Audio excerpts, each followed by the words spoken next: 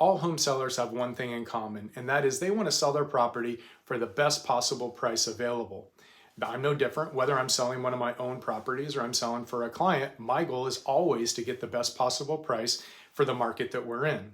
The thing is, though, there are some proven strategies that, if followed, will give you a better chance of achieving that goal. And a lot of agents and a lot of sellers don't know or don't follow these type of strategies.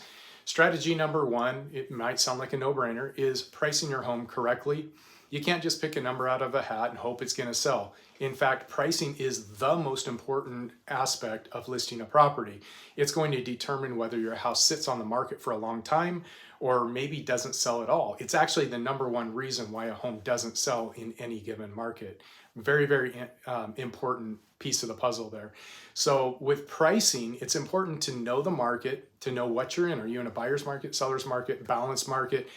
That'll help you determine, and your agent can help you determine if it's enough to price your house competitively, or if you need to be a little bit more compelling to get the seller to deal with you and maybe sell before the neighbors do.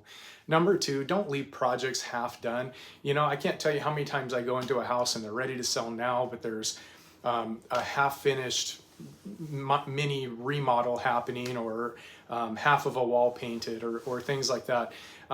Don't clutter up the house. The clutter and the half-finished projects, the deferred maintenance, that's a big one. You know, if you got moss on the roof or you got plugged up gutters, peeling paint, obvious signs of deferred maintenance, don't leave those kind of things undone before we get a buyer. You want to make sure you take that kind of stuff into consideration, get those things done. Don't start major projects. I'm not saying go remodel your kitchen and accrue a huge bill, because the chances of getting a return on that investment are not really good. There are better things to do than others. And if you have questions about that, happy to also answer that question for you. One tip that I would give you about this section, this number 2 tip, is possibly if you're thinking about selling, get a home inspection done, pre-inspect it. That way you can go in and you can take care of some of those minor problems that might pop up and scare off especially a first-time home buyer. Remember, buyers are emotional. They buy on emotion because it looks good, feels good, smells good. They can see themselves living there, but they can be hot to cold just like that. Seriously, I've seen it happen 100 times. And so very, very important to tidy up the house, make sure the home is ready to go. Take care of those little essential repairs. Number 3 is curb appeal. You only have one chance to make a first impression. Real estate's no different. Typically what'll happen is a buyer's going to call me or call an agent in town. They're going to go list a list of properties, and they're going to go out and they're going to do drive-bys before they just go out and schedule a whole bunch of showings.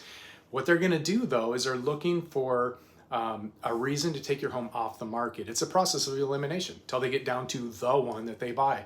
We don't want to lose them because the drive-by. You got to keep your yard decent. Make sure you do any of that fencing touch-up that you need to do. If you have an ugly front door, paint the thing. Make it look nice from the street, because we can't sell your house to the buyer if we can't get them to come through the front door. It's just a fact. So curb appeal, super important. Number 4 is about negotiation. This is where hiring an experienced professional is going to really help. Somebody that's been around the block a few times, that's been through several different kinds of deals. Sometimes you're going to be looking at more than one offer. You need somebody in your corner that's able to take all that data, break them apart, see how these different offers really compare to one another.